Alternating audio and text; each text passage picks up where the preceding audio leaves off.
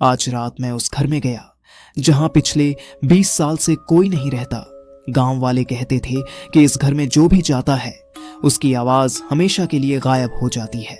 मुझे लगा ये सब झूठ है, इसलिए मैं कैमरा लेकर अंदर चला गया। घर बहुत पुराना था, दीवारों पर दरारें थीं, दरवाजे अपने आप हिल रहे थे और हर कदम पर फर्श चरमराता था। मैं जैसे ही अंदर गया, अचानक मेरे कान में किसी ने बहुत धीमी आवाज में कहा, वापस चला जा। मैं डर गया, लेकिन खुद को संभालते हुए बोला, ये सब हवा की आवाज है। तभी मेरे मोबाइल पर एक अनजान नंबर से कॉल आया। मैंने कॉल उठाया तो दूसरी तरफ किसी ने कहा, तू इस घर में मर जाएगा। मेरे हाथ कांपने लगे। मैंने कॉल काट दिया और ऊपर के कमरे में चला गया। वहां एक पुरानी डायरी पड़ी थी। मैंने डायरी खोली और पढ़ना शुरू किया। इस घर की दीवारों में एक आत्मा रहती है। जो भी यहाँ रात बिताता है उसकी आवाज दीवार ले लेती है और वह इंसान हमेशा के लिए गायब हो जाता है। मैंने आगे पन्ना पलटा और मेरा नाम लिखा हुआ था। मैं डर के मारे पीछे मुड़ा, तभी दरवाजा अपने आप बंद हो गया। लाइट बंद हो गई और पूरा कमरा ठंडा हो गया। अचानक दीवार से एक काला साया निकलने लगा। उसकी आंखें चमक रही थीं और उसके हाथ बहुत लंबे थे। उसने बहुत डरावनी आवाज में कहा, तूने मुझे जगा दिया। मैं चिल्लाया और बाहर भागने की कोशिश की, लेकिन मेरे पैर हिल नहीं रहे थे।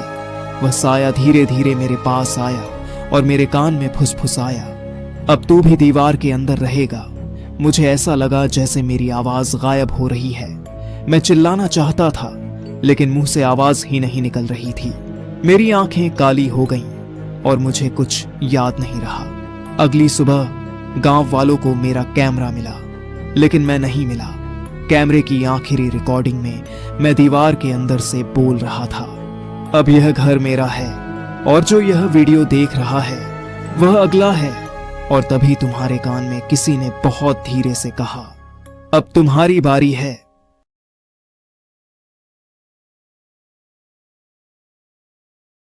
रात के 3 बजे जब पूरा घर सो रहा था, मैंने अचानक एक अजीब और डरावनी आवाज सुनी। पहले तो मैंने सोचा शायद यह हवा की आवाज है या किसी जानवर की हलचल, पर यह आवाज बहुत अलग थी, जैसे कोई मेरे पास खड़ा होकर फुसफुसा रहा हो। डर के मारे मैं अपने बिस्तर से उठा और कमरे में देखने गया। हर चीज जैसे अपने आप हिल रही थी। दरवाजा धीरे धीरे खुल रहा था और कमरे के कोने से फुसफुसाहट आई, यहां मत रहो, यहां मत रहो। मैंने अपने मोबाइल को उठाया और देखा कि अनजान नंबर से कॉल आ रही थी। जैसे ही मैंने उठाया, दूसरी तरफ से एक खौफनाक और अजीब आवाज आई, तुम अब अकेले नहीं हो। मेरे शरीर में ठंडक दौड़ गई, बाल खड़े हो गए और कमरे की हवा अचानक ठंडी हो गई। जैसे ही मैंने पीछे मुड़कर देखा, कमरे के कोने से एक काला साया निकल आया। उसकी आंखें चमक रही थीं और उसके हाथ लंबी छाया की तरह बढ़ रहे थे। वह धीरे से बोला, तुम्हारा समय खत्म हो चुका है, अब तुम भी हमारे बीच हो। मैं भागने की कोशिश करने लगा, लेकिन मेरे पैर जमे हुए थे। शरीर पर कोई अजीब शक्ति काबू पा रही थी। मैंने चिल्लाने की कोशिश की, लेकिन मेरी आवाज गायब हो गई थी। मेरा शरीर जैसे किसी और का हो गया था और पूरे कमरे में सन्नाटा था। मेरी आखिरी नजर कैमरे की तरफ गई और मैंने देखा कि अब मैं खुद उस कमरे का हिस्सा बन चुका हूं। अगली सुबह जब घर का दरवाजा खोला गया तो घर खाली था। मेरा मोबाइल वहीं पड़ा था। कैमरे की आखिरी रिकॉर्डिंग चल रही थी। कैमरे में मेरी खुद की आवाज सुनाई दे रही थी, अब तुम भी सुन रहे हो और अगला हो तुम। इस आवाज ने मेरे दिमाग को हिला दिया, मेरी नींद उड़ा दी और मेरे पूरे दिन को डरावना बना दिया। जो लोग डर से भागना पसंद करते हैं उनके लिए यह कहानी बिल्कुल सच है। डर के मारे मैं अब भी उस आवाज को याद कर रहा हूं। अगर आप भी डरावनी कहानियां पसंद करते हैं तो चैनल को सब्सक्राइब करें और वीडियो को अंत तक जरूर देखें।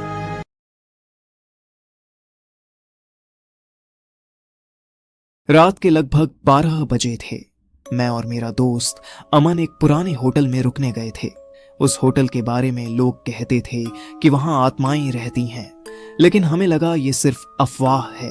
होटल बहुत पुराना था, लाइट बहुत कम थी और पूरे होटल में अजीब सी बदबू फैली हुई थी। रिसेप्शन पर एक बूढ़ा आदमी बैठा था।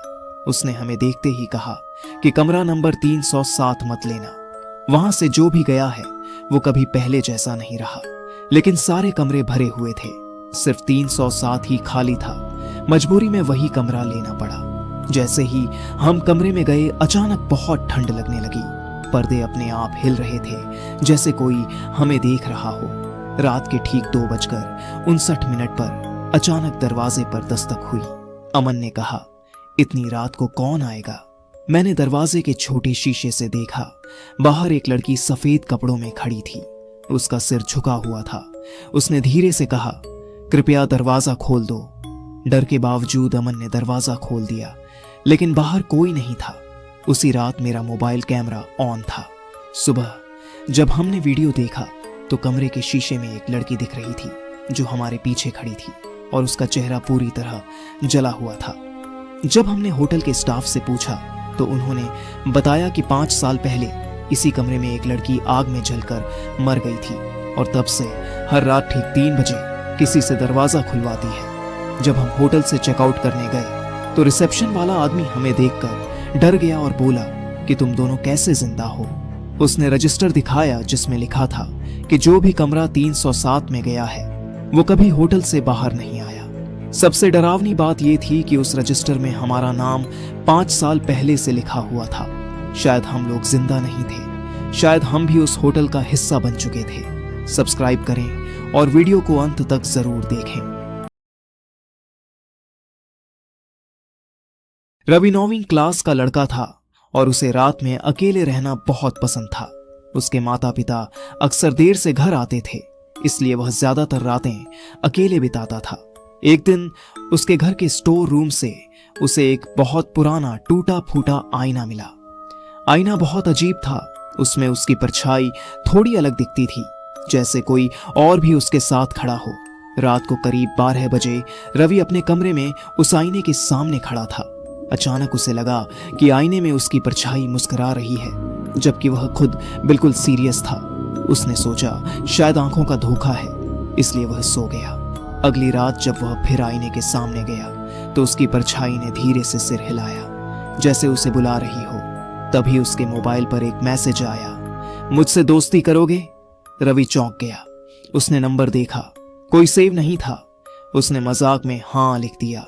उस रात के बाद से घर में अजीब चीजें होने लगीं। चीजें अपने आप गिरने लगीं। रात में किसी के चलने की आवाज आती और आईने में हमेशा कोई खड़ा दिखता जो उसकी हर हरकत थोड़ी देर बाद दोहराता। एक दिन रवि ने हिम्मत करके पूछा, तू कौन है? आईने में उसकी परछाई ने होंठ हिलाए और बोली, मैं वही हूं जो तू बनना चाहता है। रवि डर गया, लेकिन उसने ध्यान नहीं दिया। धीरे धीरे वह आईने से बातें करने लगा, जैसे कोई उसका दोस्त हो। वह परछाई उसे बताती थी कि कौन अच्छा है, कौन बुरा है और क्या करना चाहिए। एक रात परछाई ने कहा, अगर तू मुझे बाहर आने दे तो मैं तुझे कभी अकेला नहीं छोड़ूंगा। रवि ने मजाक में आईने को छू लिया। उसी पल लाइट चली गई और कमरा पूरी तरह अंधेरा हो गया। सुबह जब उसके माता पिता आए तो उन्होंने रवि को अजीब व्यवहार करते देखा। वह आईने की तरफ देखकर हंस रहा था और किसी से बातें कर रहा था, जबकि वहां कोई नहीं था। कुछ दिनों बाद पड़ोसियों ने कहा कि रवि बिल्कुल बदल गया है। वह पहले जैसा नहीं रहा। उसकी आवाज अलग लगती थी, उसकी आंखें अलग तरह से देखती थीं